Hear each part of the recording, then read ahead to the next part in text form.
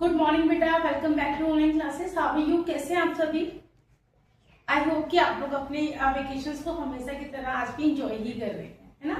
पर हम लोग वेकेशंस के अंदर स्टडीज भी कंटिन्यू किए हुए हैं और आज हम लोग क्लास 11th में बिजनेस स्टडीज के unit number 2 forms of business में पढ़ने वाले हैं सोल ट्रेड के बारे में, सोल ट्रेड और सोल प्रोप्राइटरशिप। ठीक है, तो फर्स्ट ऑफ ऑल हम जानेंगे कि मीनिंग ऑफ सोल ट्रेड क्या होता है, उसके फीचर्स क्या है, मेरिट्स क्या होंगे, उसके डिमांड्स क्या होंगे। सो अगर हम बात करें मीनिंग की, सोल सोल मतलब बेटा अकेला, एक व्यक्ति, एंड ट्रेड मतलब क्या होता है, सॉरी सोल मतलब अकेला और ट्रेड मतलब व्यापार। ओके, सो क्या होगा सोल ट्रेड का मतलब? एक ऐसा बिजनेस जिसे ओन, कंट्रोल और फाइनेंस, तीनों ही चीजें एक सिंगल पर्सन के द्वारा की जाती है। लिखा हुआ है a business own, finance and the controlled by a single person. जब किसी व्यवसाय को, किसी व्यापार को एक अकेला बिजनेस ओन करता है, फाइनेंस मतलब फंडिंग करना, उसमें इन्वेस्टमेंट करना, उसे कंट्रोल करना, नियंत्रण करने का काम एक अकेले व्यक्ति के द्वारा किया जाता है।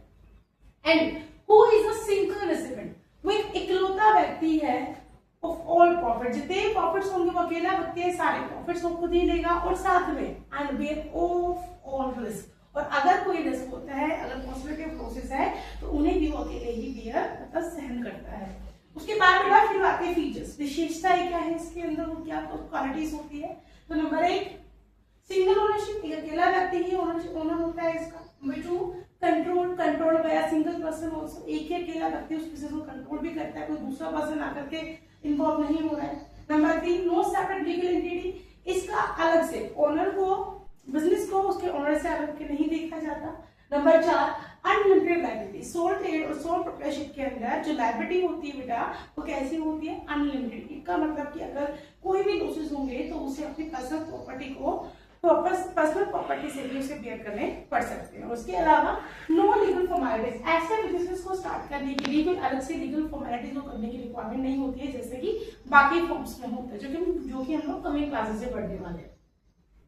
उसके बाद बात करें हम लोग मेरिट्स के, फायदा क्या है ऐसे बिजनेस को ऑपरेट करने में।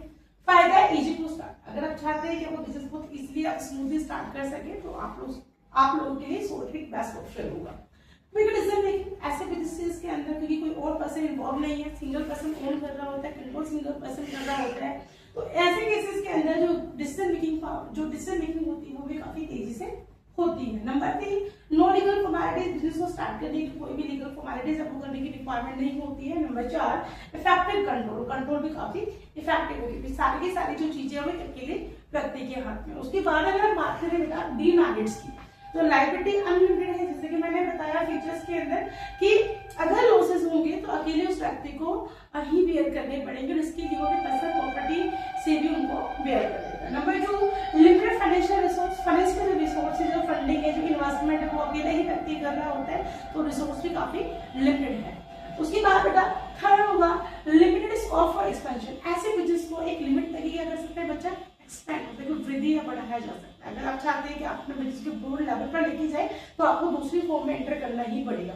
नंबर 4 अनसर्टेन लाइफ, कि ऐसे बिजनेस की जो लाइफ होती है वो अनसर्टेन होती है, कोई फिक्स नहीं होता है, किसी केस ऑफ डेथ हो जाती है, इंसॉल्वेंसी हो जाती है, तो ऐसे बिजनेस के अंदर बिजनेस को वाइंड अप करना पड़ता है। बच्चों ये था आपका topic sole trade, features, markets and events. Thank you.